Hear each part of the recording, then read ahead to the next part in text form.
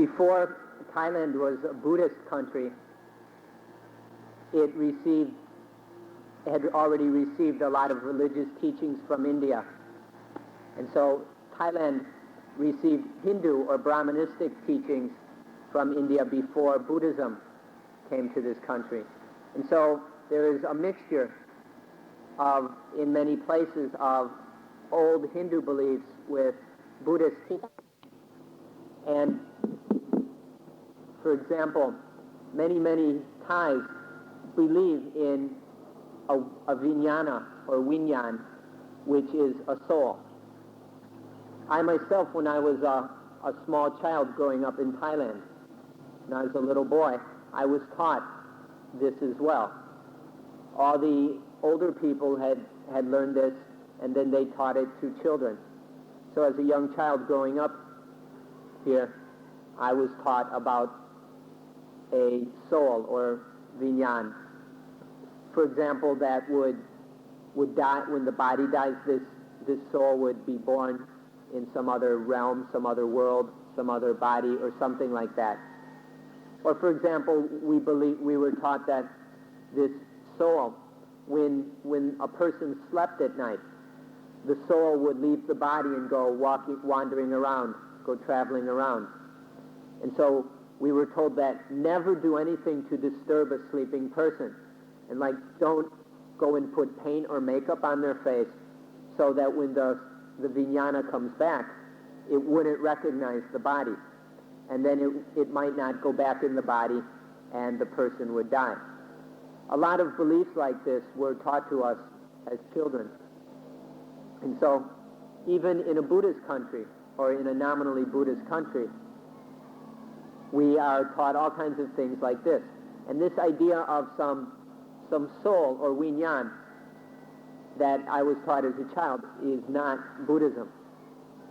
And so it was very difficult for me in the beginning to understand this Buddhist teaching of not self, that the vinyan is not a soul, but it is just consciousness and nothing more, and that consciousness is not anything egoistic or selfish. And so many of us have some sort of background which encourages us to believe in a soul or spirit.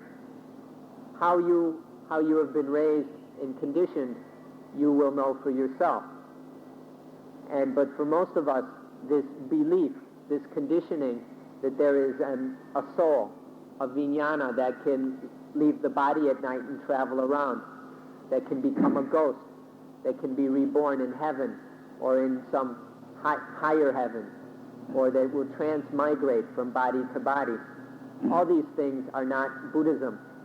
But if we have been taught in this way, it can be very, very difficult for us to understand the teaching of not self.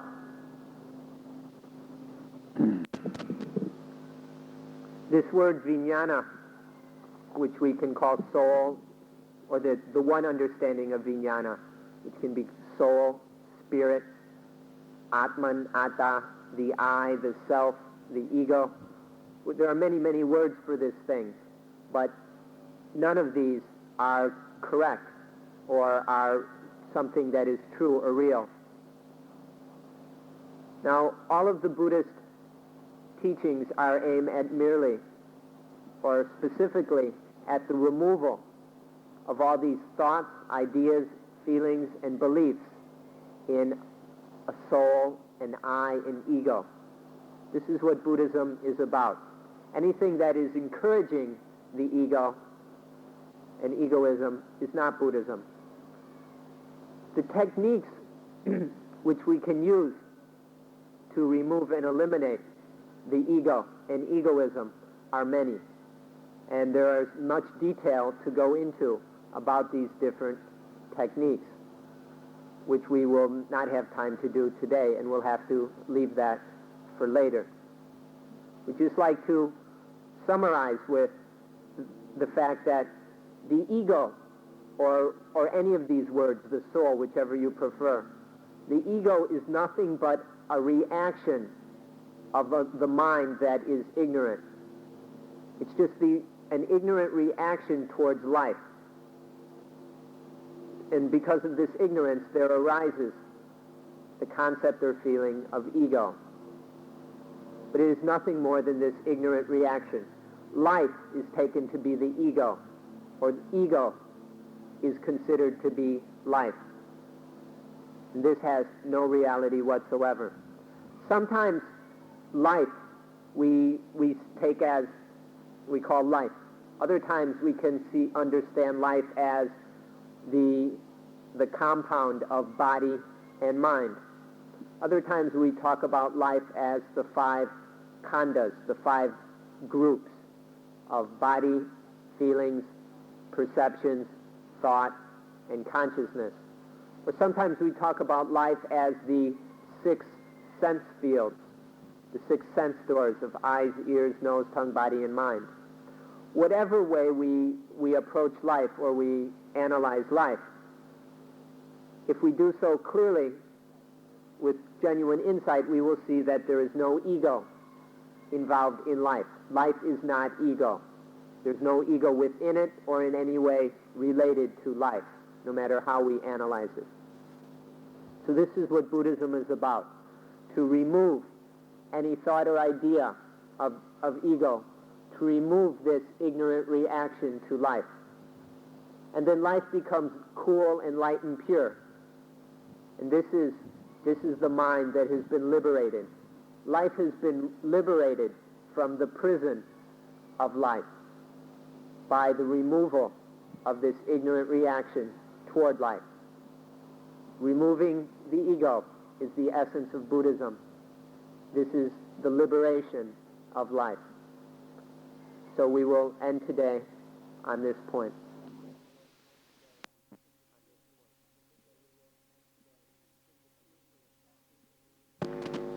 In the previous talks, we've discussed what it means to penetrate to the heart of Buddhism.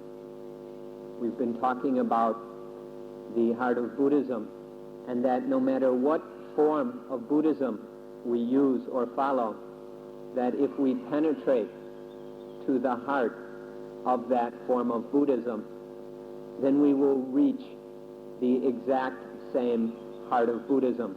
No matter what form we use, if we penetrate to its heart, then we will realize the heart of Buddhism.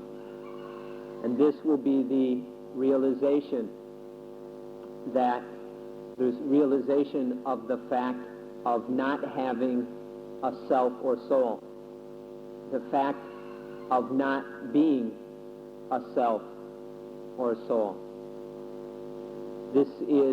These facts are facts of life. It is life that does not have and is not a self or soul. So for this reason, let's study this thing we call life.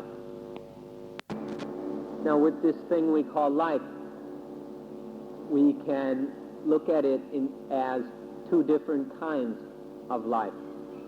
We can see the type of life that has egoism and the type of life that is lacking in egoism. Commonly, we live from day to day the sort of life that is tied up with egoism. But if we study and examine life carefully, we are able to discover the type of life that is absent or that is lacking and free of egoism. Now, when we endeavor to study life, it's very important that we study life within life itself. It's not really possible to study life from books, in schools, or at university. When we study using books or schools or universities, the most we can accomplish is to study a method or some methodologies for studying life itself. So this is what we can get from books and universities. And so we can study in this way and learn about some techniques that are useful in studying life. But then we have to take those techniques and use them in order to study life itself.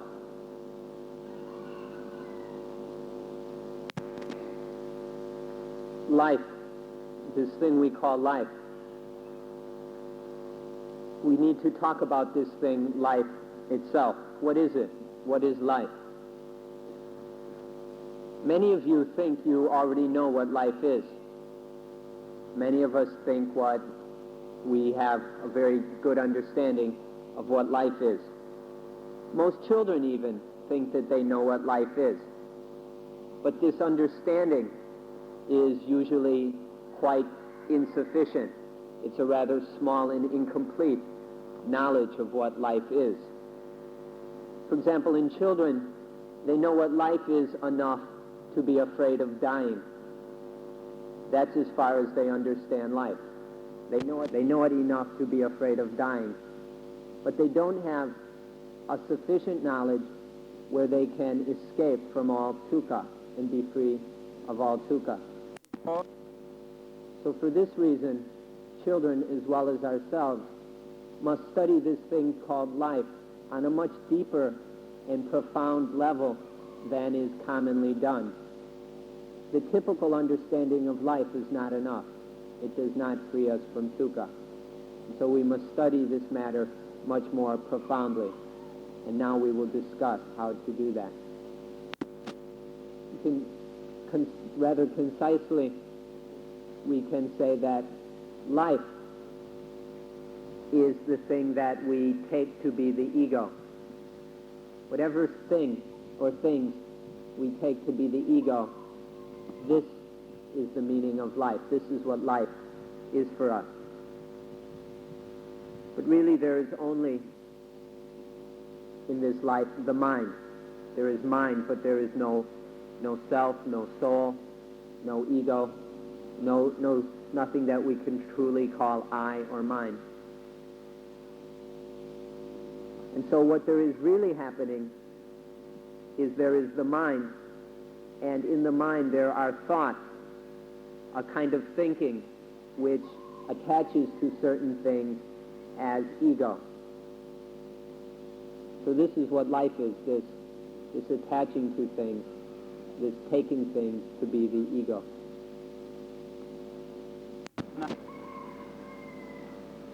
One of the difficulties about this matter is that in all living things, there is a natural instinct, which we could call the self-instinct. All living things have a kind of instinctual response where that I exist. And this happens naturally. For example, as we mentioned yesterday, when the child accidentally bumps into a chair or carelessly bumps into a chair, and then the ego arises in the child and it kicks the chair in anger by that the process we talked about yesterday. And in this case, we see how the taking up, how this instinct, this natural instinct of a self, of identifying something as I and fighting for its survival, will condition the concept of an ego. And then we will attach to this. By attaching to an ego, then we end up we find ourselves with enemies as well, as the child made an enemy out of a chair. And so by having an ego, we get enemies. So in this way, this attachment to something as an ego becomes the foundation for dukkha, for unsatisfactoriness and our mental problems. But this is not necessary. It is possible for this life to be unencumbered by any thoughts of ego. Instead, there can just be life with mindfulness and wisdom. Through mindfulness and wisdom, the life will carry on correctly without giving rise to any concepts or feelings of self or ego. And so there is this possibility of life that is not encumbered with dukkha. It's probably not possible to remove this self-instinct or instinct of ego. As we mentioned, in all living things, there naturally arises this knowledge or instinct regarding the self, and this is then used in order for survival of the organism. This is just a naturally arising kind of knowledge. We can't remove it or destroy it, but what we can do is develop this instinct by developing it along the path of poti, or enlightenment knowledge. This we can keep adding to and building up intuitive wisdom, which then is working together with this instinct and then guiding the instinct in the direction of enlightenment. And then this can continue, this process of following the path of poti can develop until there comes a time when there is an awareness, a level of sensitivity and awareness where there is no thought of self, no conception of self.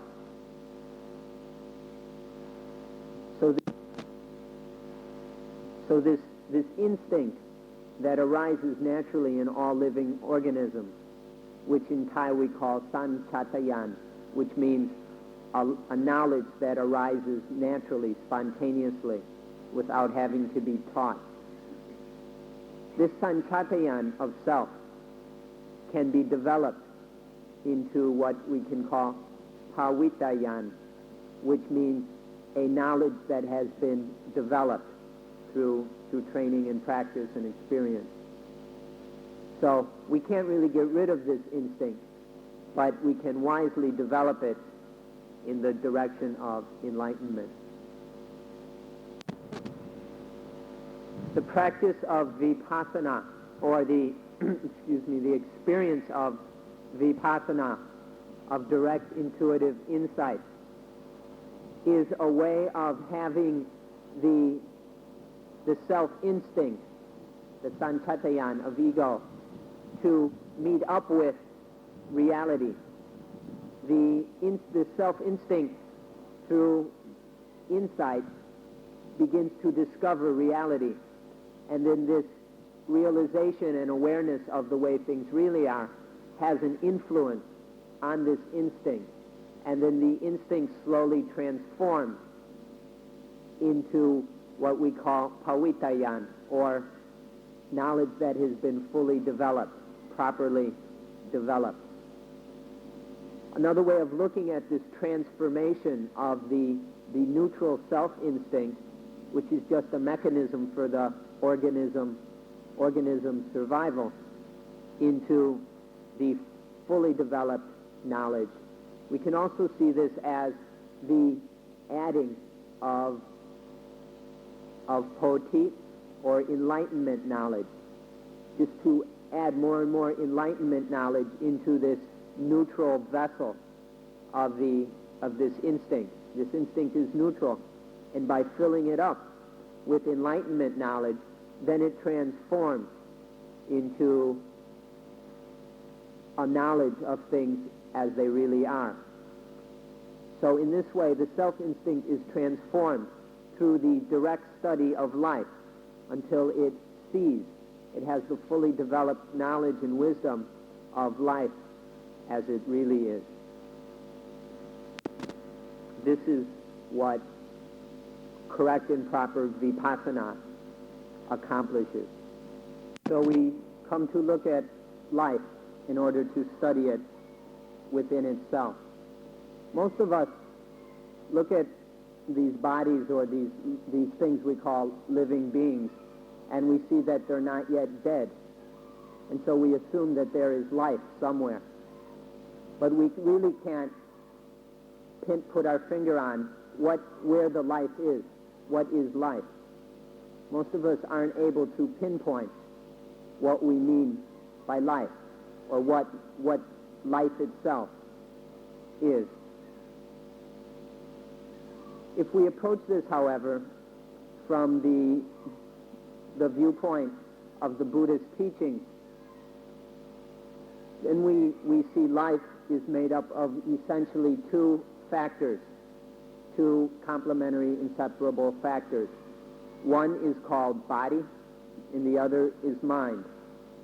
So we can see life as these two things, body and mind, interrelated, interconnected, working together. Or in the Pali language, we call them nama and rupa. Nama is mind, and rupa is body. Or if we wish to have a more detailed analysis of this thing we call life, then we can take these two and split them up into 5. It's still one life, but we can see it in a more detailed way. And so we have 5 interrelated, interconnected factors. And these 5 things are called the 5 aggregates, or the 5 khanda. Khanda can mean aggregates or groups. So we have the 5 aggregates of body. We began with body and mind. The first aggregate is body, but then mind we break up into 4 aggregates. And so there is the aggregate of feeling, the aggregate of discrimination, the aggregate of thinking, and the aggregate of sensory consciousness or sensory awareness. So we have these 4 mental aggregates and the 1 body aggregate, which makes the 5 khanda. This is a somewhat more detailed analysis of what life is. But then if we start to ask, well, where do these 5 khandas come from? How do they arise? Then we will see that these 5 khandas, these aggregates, arise from sense contact. When the eye sees a shape, or the ear hears a sound, or the nose smells an odor, the tongue tastes a taste, the body feels a touch, or the mind thinks a thought. These are the 6 sense spheres. And there are these sensory contacts between sense organ and sense object.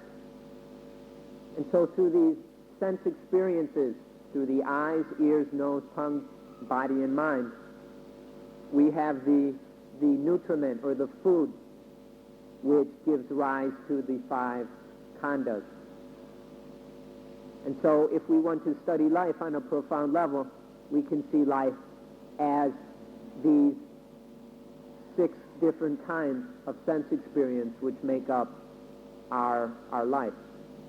So when we study life, we can study life in a twofold aspect, as body and mind. Or we can study life in a 5-fold way, as the 5 aggregates. Or we can see the 6 avenues of sense experience, of sensory contact, which are the basis for the arising of these 5 aggregates. This is how we can begin to examine these things in order to see what life really is.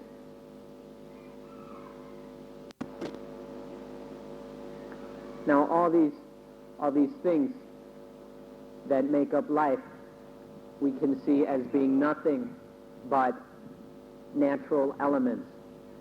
In the Pali language, we have the word dhatu.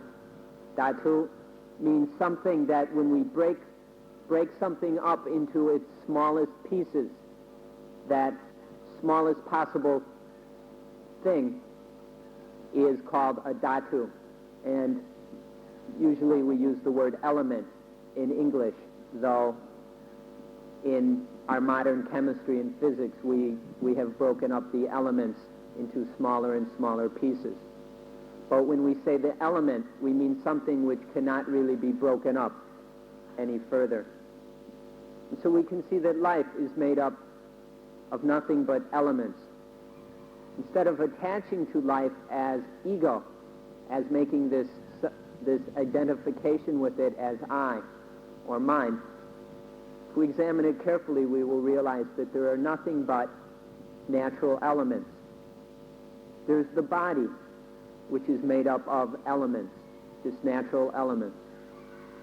And then there is mind, which we call, has a special name, the consciousness element, vijnana dhatu, the consciousness element.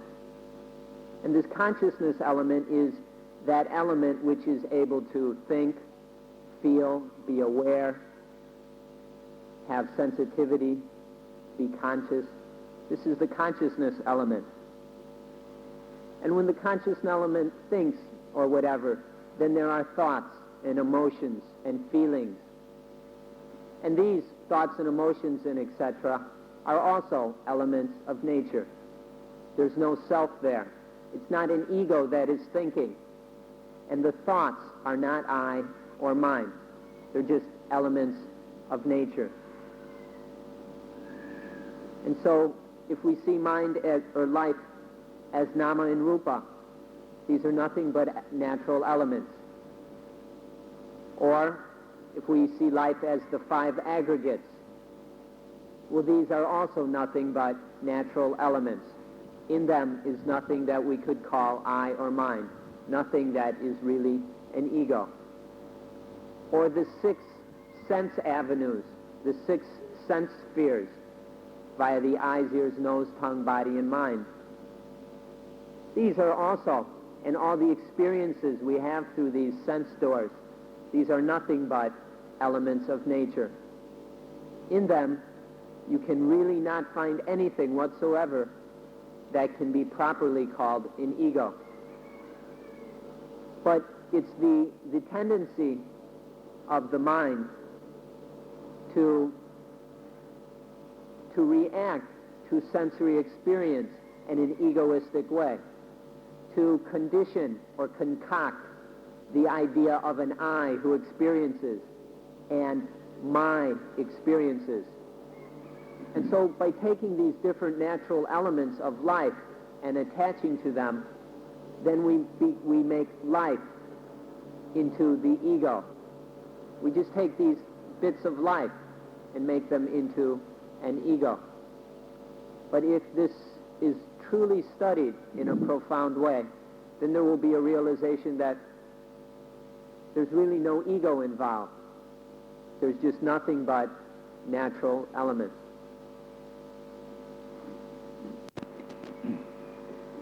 When we were little kids, back in the days before quartz watches, if we were in a curious mood and unscrewed the back of a watch, we would see the inside workings and mechanisms of the watch or of a clock. And we would notice a mainspring or something in the different gears within that watch going click-clack, click-clack, click-clack. And most little kids would think that the watch was alive because there's this movement. But then as the child, or once we grow up, and if we were to look at the same watch, we would realize, oh, there's no real life there. Or especially if we were a watch repairman, then we would absolutely know that there was no life in this watch. The young child was in a state of avijja. Avijja means not knowing. It's a state of ignorance, of lacking knowledge, of the absence of correct knowledge. But the adult has vicca, which is correct knowledge about the situation or thing. And so through this vicca being developed, then avijja is gotten rid of, and then there is a correct understanding of the watch. Or take some savage in the jungle who sees an automobile for the first time. That man from the jungle would probably think that the car was alive, like a buffalo or a cow or horse. But then through further experience dealing with automobiles, maybe even being taught how to be an automobile mechanic, this man or this former savage from the jungle would then realize that no, the automobile isn't a living thing. It's not of the nature of a buffalo or horse. So through the development of vicca, correct knowledge, the state of not knowing, the condition of being ignorant as to the true nature of things is gotten rid of. So this difference between avijja, not knowing, and vicca, knowing correctly, this is the important difference that for which we practice vipassana, for which we work at giving rise to direct intuitive insight. Through vipassana as an experience, there arises and is developed this vicca, correct understanding of life. And the condition, the previous condition, which most of us are still caught up in, of being ignorant about life, of not really knowing about life in the way it works, this state of ignorance is transcended to a state of knowing correctly, of having wise knowledge of what life really is. So this difference between avijja, not knowing or knowing wrongly, and vicca, correct knowledge, is a key to understanding what vipassana is.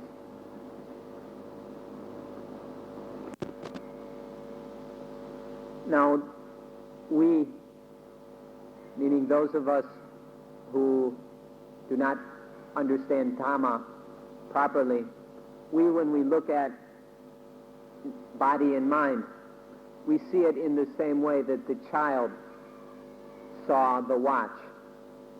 Or when we look at the 5 aggregates of body, feeling, discriminations, thinking, and sensory consciousness, we look at these in the same way that the child looks at the watch. Or when we look at the 6 sense spheres, those of us who do not understand Dhamma properly and fully, look at these in the same way that the child looks at a watch. This is because spiritually we are still little kids. We're still children. And so we're taking the way the child took the watch and turned it into a living thing. We attach to body and mind, or the 5 khandhas, or the sense spheres, as a living thing, as a living entity, as an ego with a soul. This is because of our spiritual immaturity that we make these egoistic identifications towards life. Now, let me warn you to be careful when listening. Be aware of the limitations of language. And we have to use words like we, because this is the way language is. But please don't misunderstand this word we to represent some ego or some soul. All it means is the mind. We is just mind. Minds. And so please don't misunderstand it. When mind understands life properly, then it receives the benefit of a life that is free of dukkha, a life that is calm and free of conflict. When life is seen improperly, because there has not been any vipassana, then life will be attached to as a life, as a living thing, a separate life. And then this will have the inevitable result of dukkha. So there's a choice. Is life seen as just life, just natural elements, or is it seen as a living thing, a living entity, the way a child sees a watch as a living thing?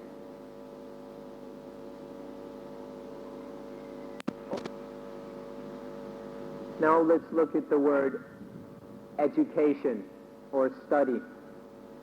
When we're children, we still don't know how to read, so we must study books. We must study letters, the alphabet, in books until, after an adequate amount of education, we know how to read books. We are conversant with books. On the spiritual level, it works the same way. At first, we really don't know life. We don't understand it at all. And so we study. We keep studying and studying life until we develop an understanding of life, until we know the things we need to know about life, until we study the aspects of life which are essential. And then through repeated study, the adequate knowledge of these necessary things is developed. So we will consider the process of education a bit further. This word education or study is an English translation of the Thai word siksa. Siksa is derived from the Sanskrit word siksha or the Pali word sikha. Now, siksa has meanings which most people are familiar with in an ordinary way. When we talk about education, most people are talking about books and schools and these kind of things. And so we wonder if this common understanding of education is really appropriate when we come to talking about spiritual matters. We're afraid that if we use the same word, people will misunderstand what needs to be done in the spiritual arena. The difference between the common understanding of education or study and the study that must happen spiritually has some differences. Maybe if we look at the word sikha, the Pali word, a bit, this will help. Sikha is made up of two parts. The first is sa, and the second is ika. Sa means oneself, and ika means to see, to look and see. So sa, ika, or sikha means to look and see within oneself, to look and see by oneself, to look and see for oneself. This is sikha. Now, if you understand sikha or education and study in this way, you may see it as somewhat different than the common kind of education that goes on in our schools, where some authority passes on information and we accept it. That is not sikha, looking and seeing by oneself, looking and seeing in oneself. But for spiritual education, it is absolutely necessary that there is this looking and seeing within oneself, by oneself. This information or this education cannot be done to you by any outside authority. It must happen internally. And so to differentiate, maybe we will use the terms education for the common type of study, and then spiritual education or spiritual study for this true sikha or siksa of looking and seeing within oneself, by oneself.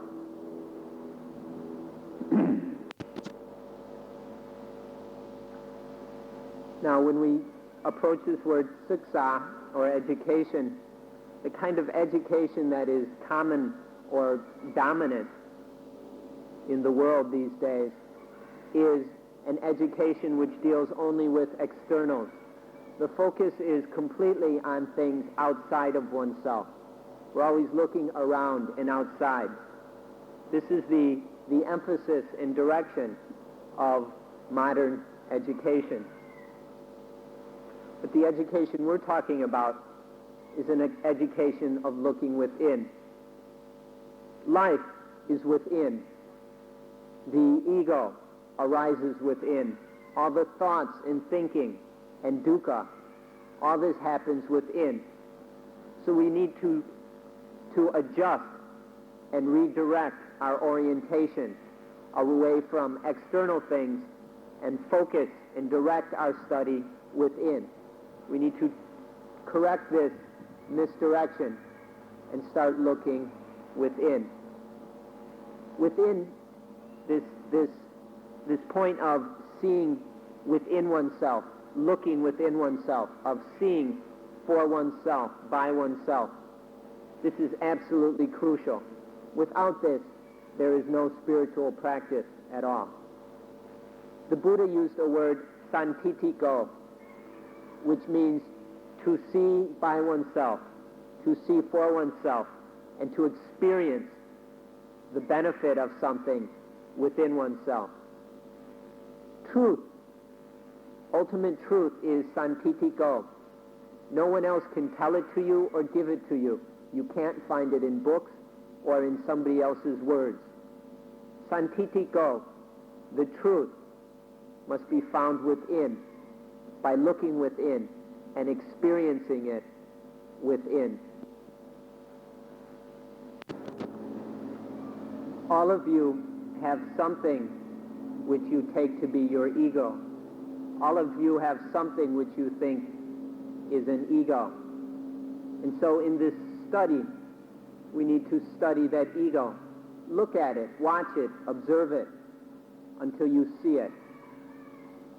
Look at the ego until you see the truth of the ego. This is what we mean by spiritual study.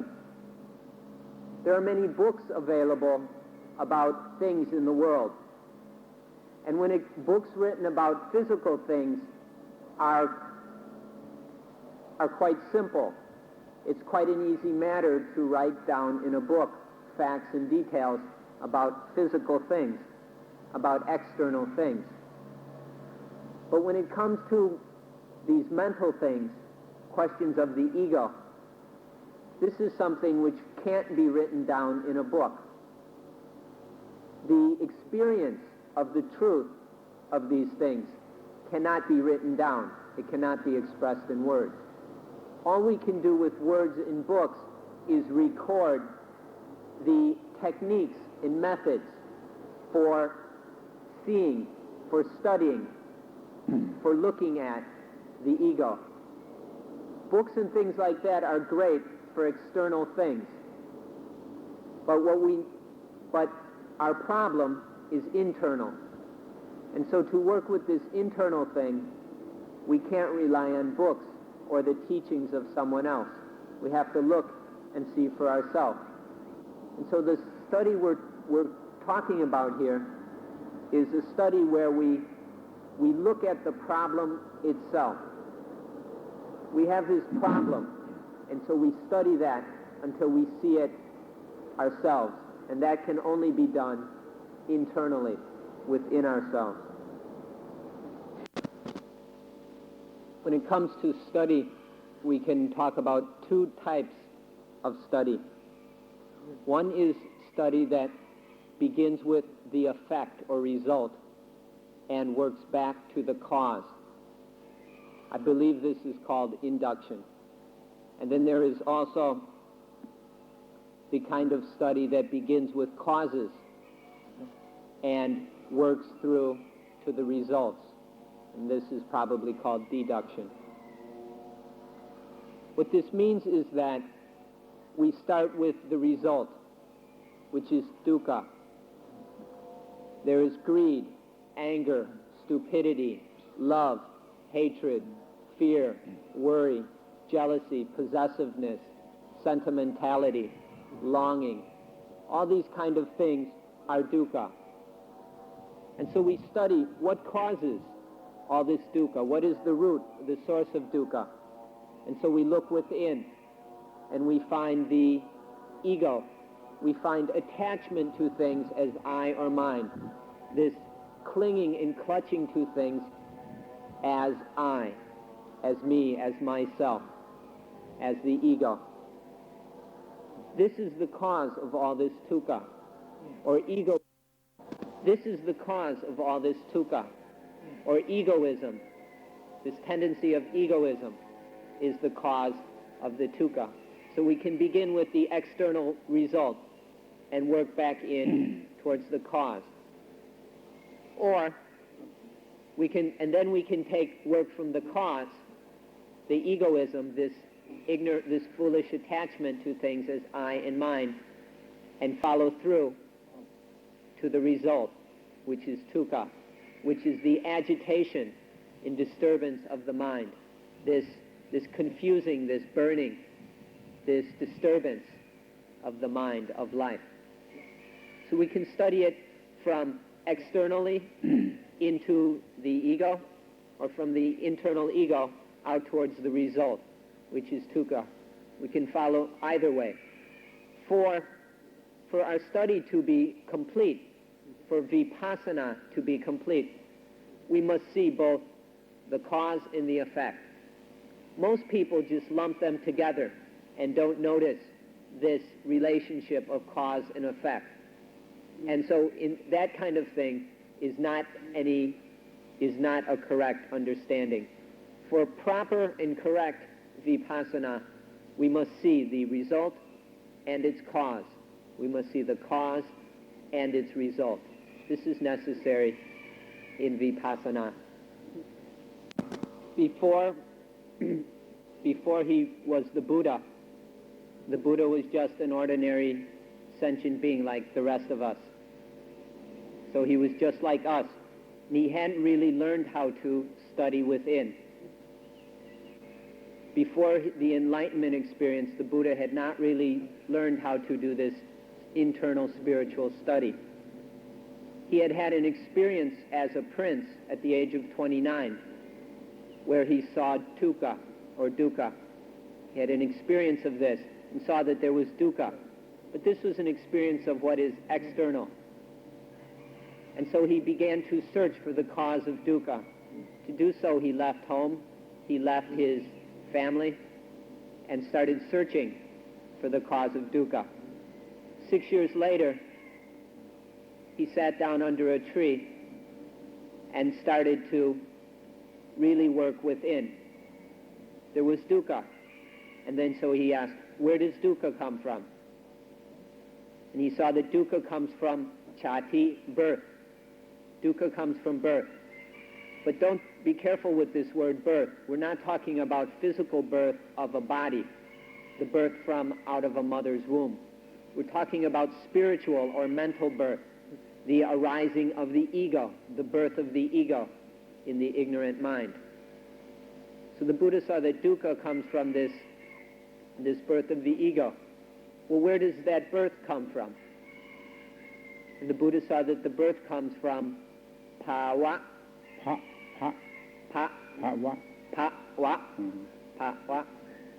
which we can translate as existence. Existence of the ego. Because the ego exists, it is born. Well, then where does existence come from? And then the Buddha discovered that existence comes from upadana, attachment, clinging and grasping to things as I and mine. And where does this attachment come from?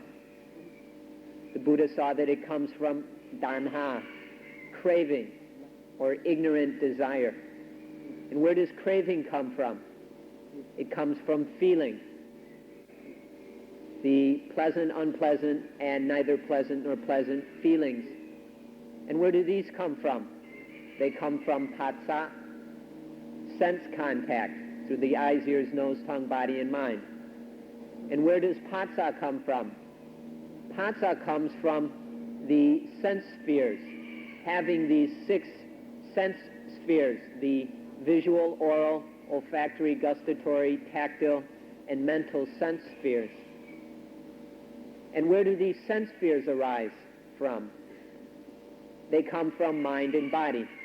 Because there is mind and body, there arises the sense spheres. And where does mind and body come from? Mind and body comes from consciousness. The basic awareness of life. This basic consciousness is what causes mind and body. And where does consciousness come from? The Buddha saw that consciousness is concocted. It is a process of conditioning, of concocting, of the putting together of different things and getting consciousness. This is called sankhara, which is often translated compounding, but I prefer the word concocting. And where does this concocting come from? It comes from avijja. It comes from ignorance. Because there is ignorance, there is this process of the mind concocting things, mixing things together, and coming up with this big long chain. So the Buddha studied from the dukkha, and he followed it inward to the starting point, with it, which is not knowing things as they really are. The Buddha started from outside and came all the way inside, and then he reviewed it from inside back out. And then he, for days and nights, just kept studying this from dukkha to ignorance, from ignorance back to dukkha, back and forth, studying each of these linkages to fully understand this process of the arising of dukkha, both deductively or inductively and deductively. The Buddha took a long, long time to discover this. It took a lot of spiritual research and investigation. But we're most fortunate. I hope you're beginning to realize how fortunate you are, that you don't have to go through this on your own the way the Buddha did. The Buddha didn't have anyone to teach him how to do this kind of spiritual investigation, this how to think this through, investigate it through completely. He had no teacher. He had to discover it and uncover it on his own. But because this knowledge has been passed down to us, we now are told of the technique. We now have some knowledge about how to go in, how to successively follow the causes of dukkha all the way into the original cause, which is ignorance. And so we're most fortunate that we have this method being maintained and passed on to us. And so we can use this method now that the Buddha discovered to follow all the way back into the original source, which is ignorance, and then follow it back out from the cause to the effect, which is dukkha. And we can study this. And so until we fully understand this process of concocting, of giving rise to dukkha, and then we will understand life. Obviously, this kind of study which we've been talking about cannot be learned from books. No book is going to teach you this kind of thing which the Buddha discovered. But nonetheless, we say that it is scientific. But it's not the usual kind of physical science that deals with hypotheses.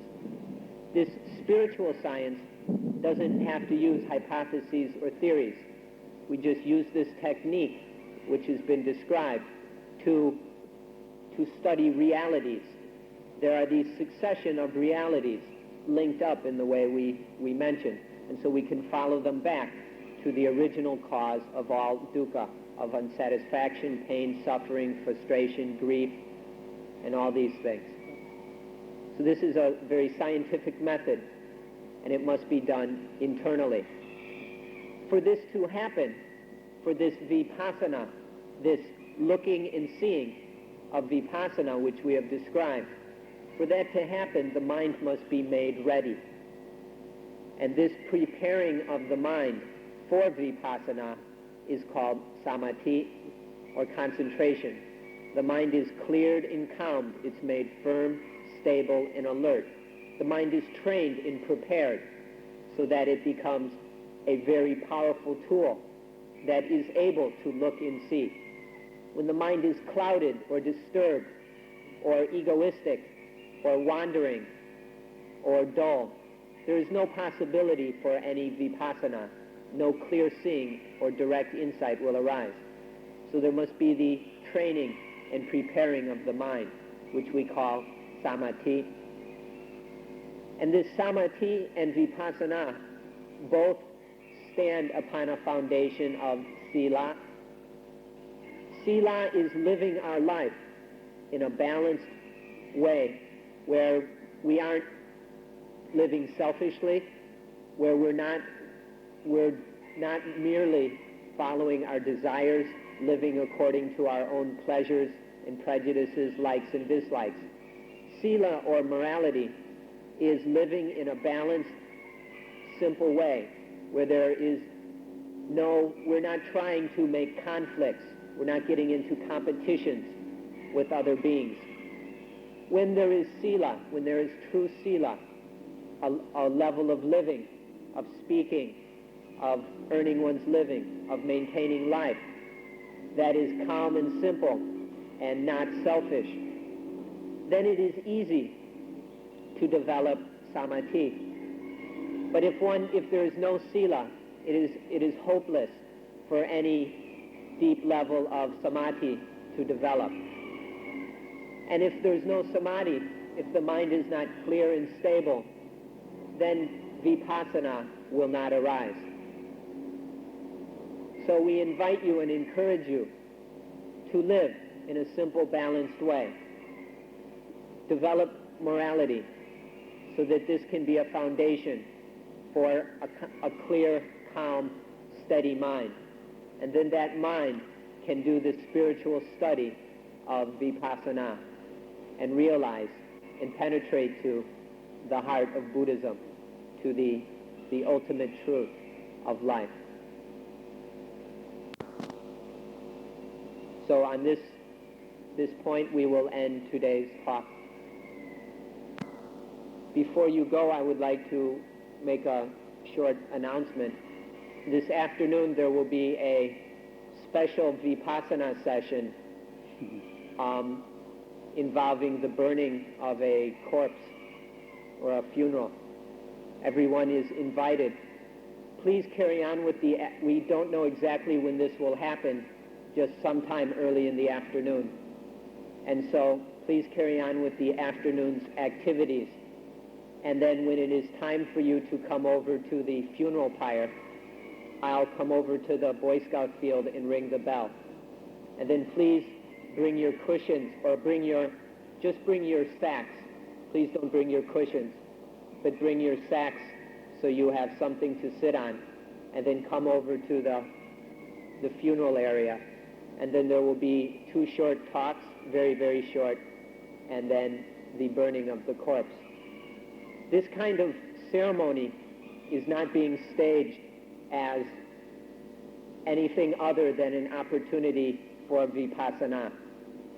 This is an opportunity to learn. It can be a very meaningful learning experience.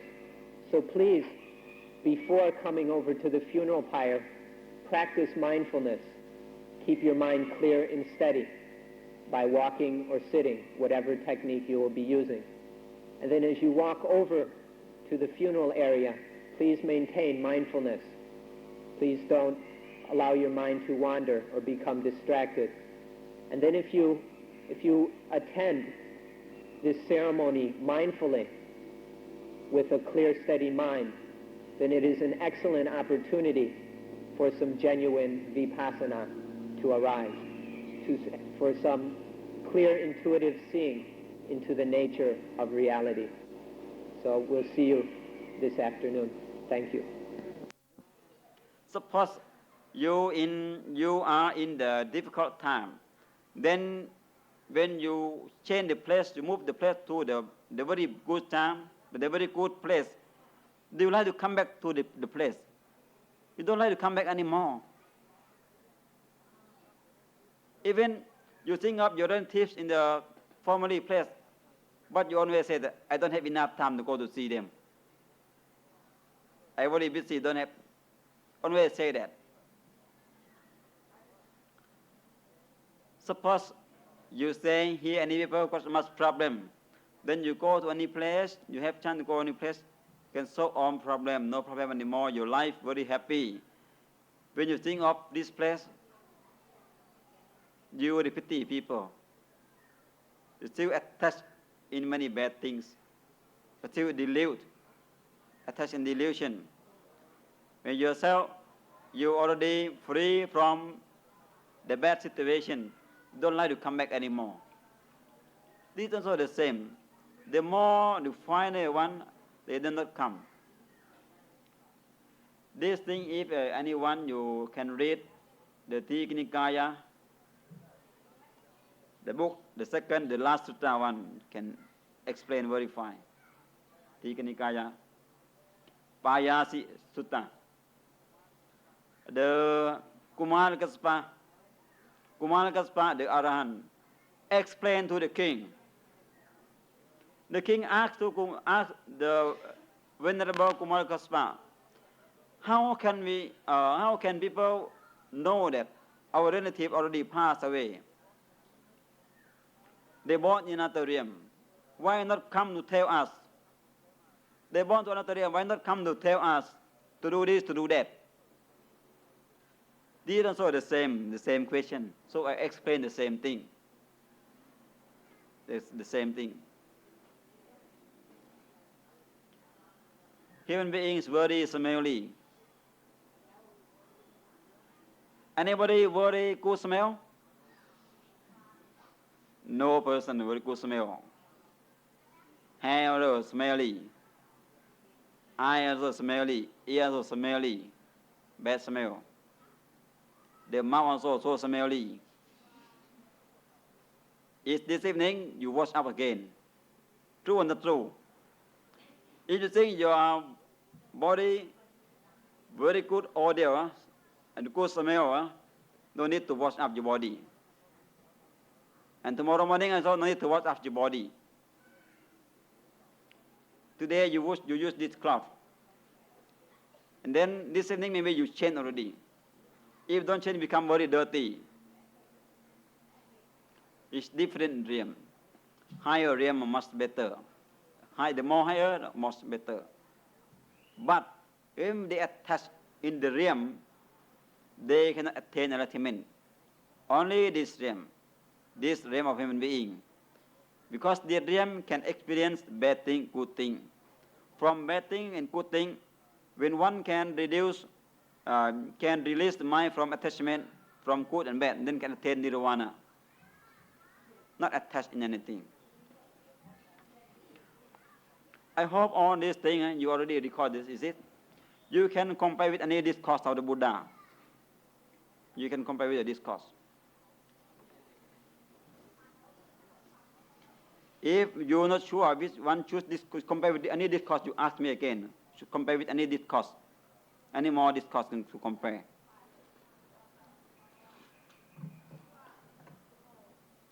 Finish all question. Just now you were saying about the transfer of marriage to the Patavana. Yes. If the Patavana have become an animal, can they receive the marriage now? Oh, not receive. Not receive. If animal, not receive. But when you let the kindness, they know the sense of loving kindness. You see this one always very nearby me. They know our loving kindness.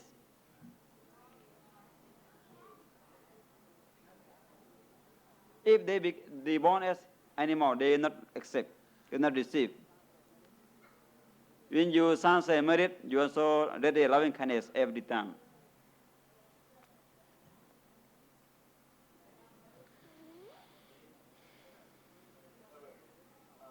It means just conventional word, conventional feeling.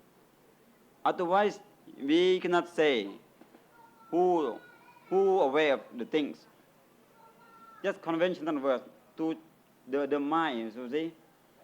the form of many things, and then when we see the things, who see this?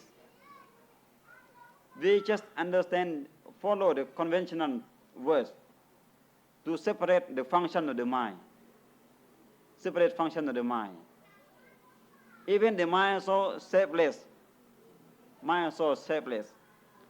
We form up of many things from ignorance. Ignorance, and then when we practice, we see many times function of the mind. We see the function of the mind, you just to understand this function, that function. All the function just for convention, just to understand in the world, to develop more things. If you want to read this more, you read in the Anattalakkhana Sutta, the discourse of the selflessness. The selflessness. We can control things. This thing, if we can control our body, it belongs to us. Because we cannot control it, so it is selfless. Because we cannot control it, it is the nature.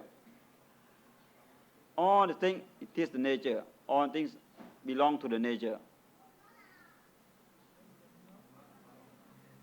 When we observe, we see that many times feeling a pain, we cannot control it. Not in our power. What the pain is happen, we just see it. The thing impermanent, we cannot force it. You must permanent. Cannot. All things happen impermanent. You will see the thing, all things are impermanent. When we see them, whatever happen in a moment of concentration, we see that all things impermanent, rise, passing away, rising and passing away all the time, changing. You cannot force it, you stop changing. If you can stop changing, that is yourself. But you never force it, you never able to force it. You cannot force it. This is the selfless, not in your power. When you cannot force it, then what is happened? It happened. It already happened itself. You just know it. Just know it, what it really is. What they happen, you just know it every time, every moment. We have the word I, you, and then to see this, to see that, just for conventional word, just to know in the world.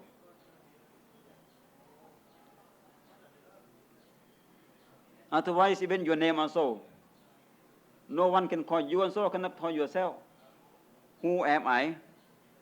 You also cannot know yourself. Even this ear, you also don't know this ear. You also don't know how to call this. On this thing, our mind very stick to conventional word. Conventional word very stick in our heart, because this thing, since we born in the world.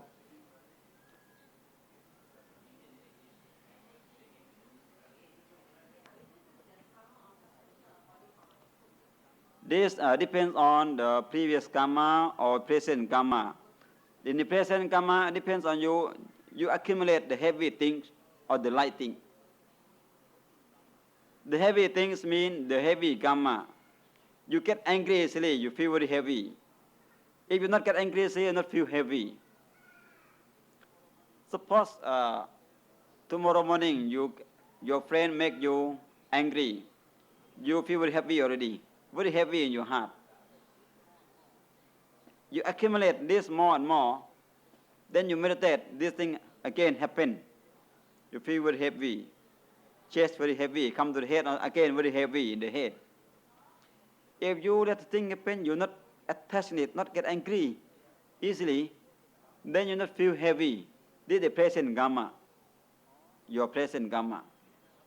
Or suppose you call your parents, call teacher or your friend, This thing also cost you heavy, cost your sense heavy.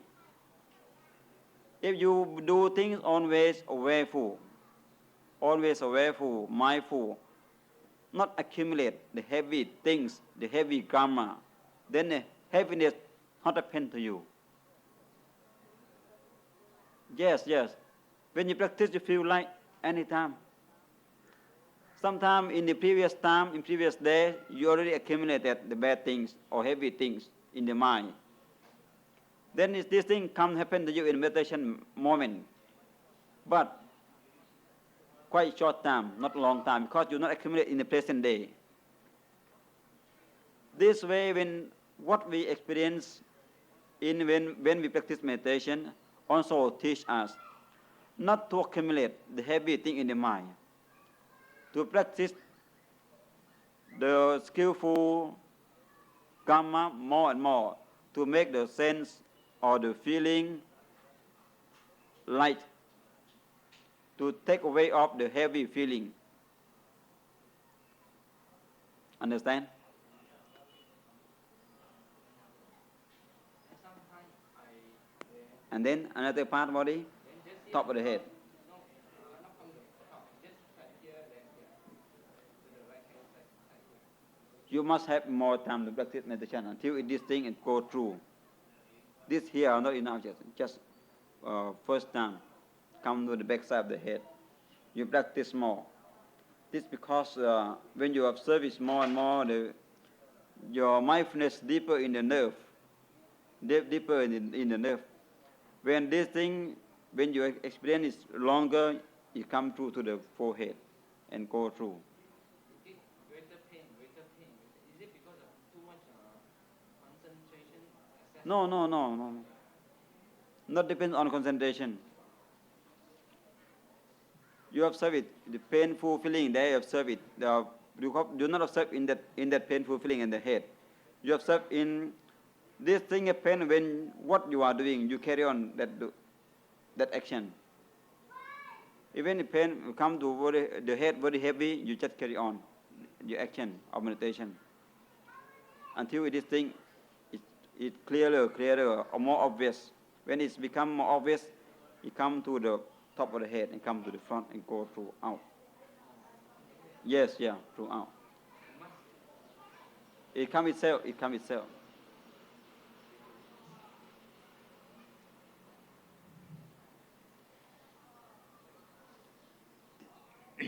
First time when we practice, we try our intention more stronger. Then after some time, we slow down. Because when we practice more, longer, our mind become finer. It's finer. Then when we come with the mind become they go together with the breathing. Then it's follow the breathing already. First time you observe it with strong intention. When, next time when you do this, you try to breathe in slowly, breathe out slowly, and not only sitting. If you longer sitting, you cannot solve the problem that you get pain in the head. You should walking and standing also. You divide the time equally, walking and sitting and standing. And not eat too much. Not eat too much. Eat too much or the food is too much fat and it's not good. It causes the headache also.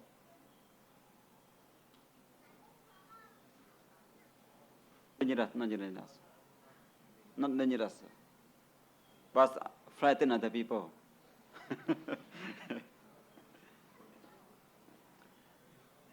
Just now, I told you when you listen to Dhamma talk anytime, any people keep talk, you sit respectfully because in the Buddha's time, once when the Buddha give a talk, 5 people listen to Dhamma talk different.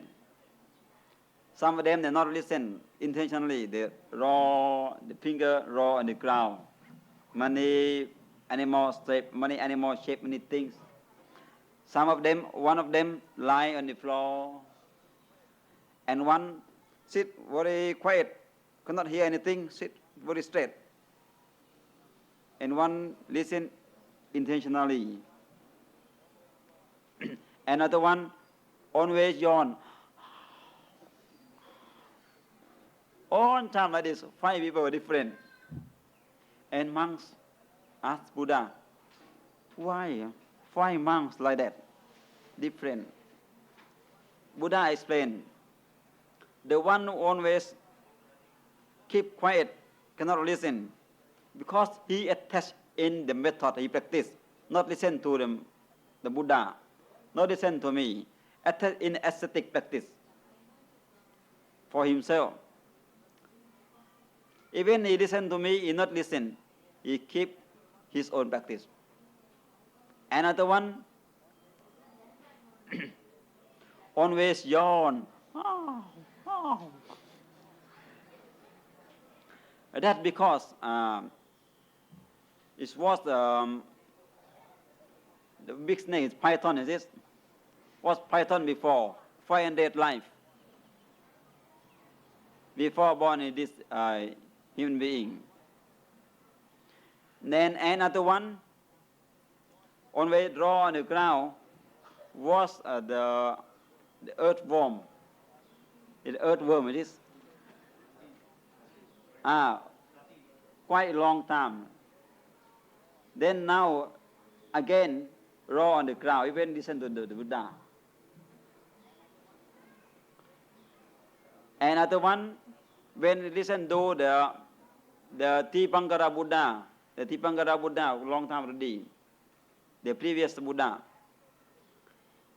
he always straight the leg, not respect. Then again come to this life. Up from that karma, cause him become pig. Many life. I become an ordained monk. Very lazy, always straight leg, even in front of the Dhamma talk also. This the Buddha explained to monk. So this is why I don't want you to reborn as pig, reborn as python. At least you should be human being to learn more Dhamma next life. The best, you shorten all rebirth. It's the best for you.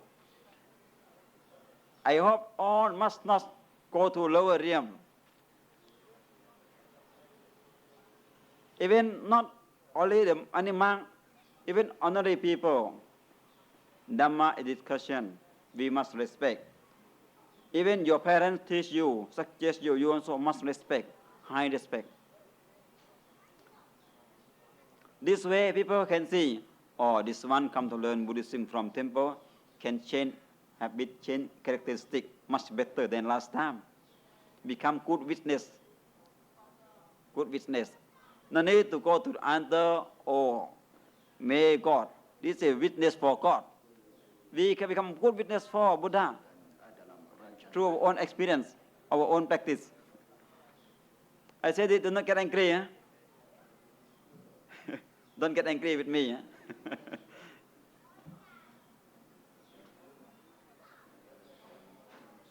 I bring a lot of cassettes from my master in Thai language to translate to English. Now all cassette in Singapore. When I come back from Thailand this time, next week I go to Thailand 5 days and come back. I fly to Bangkok, August the 2nd, I come back, August the 7th, and then conduct a retreat from 8th to 21st August. After I come back from Thailand, I have more time to translate.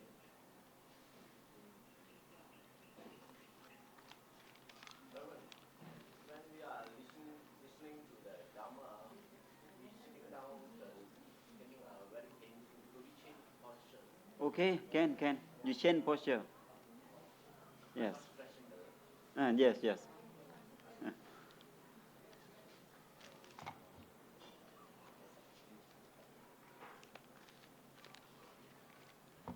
Okay, you can rest. Oh, sunset merit, huh? Yes. This time you prepare to sunset merit. You do not think that to wait for me to guide. You just calm down the mind and think of the all skillful karma of yourself you already did.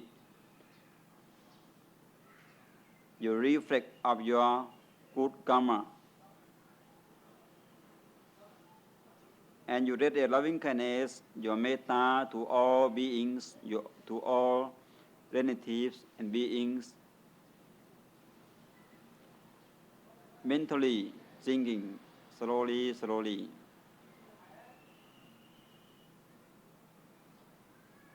And then you say, follow me. อีทังเม ยาตีนัง โหตุ สุขิตา โหนตุ ยาตโย อีดังเม ยาตีนัง โหตุ สุขิตา โหนตุ ยาตโย อีดังเม ยาตีนัง โหตุ สุขิตา โหนตุ ยาตโย อหังสุขิโตโหมิ อหังอเวโรโหมิ อหังอัปปยาปัจโชโหมิ อหังอนีโคโหมิ สุขีอัตตานัง ปริหารามิ สัพเพสัตตา สุขิตาโหนตุ สัพเพสัตตา อเวราโหนตุ สัพเพสัตตา อัพพยาปัชชาโหนตุ สัพเพสัตตา อนีคาโหนตุ สุขีอัตตานัง ปริหารันตุ สาธุสาธุสาธุอยู่ก่อนเรส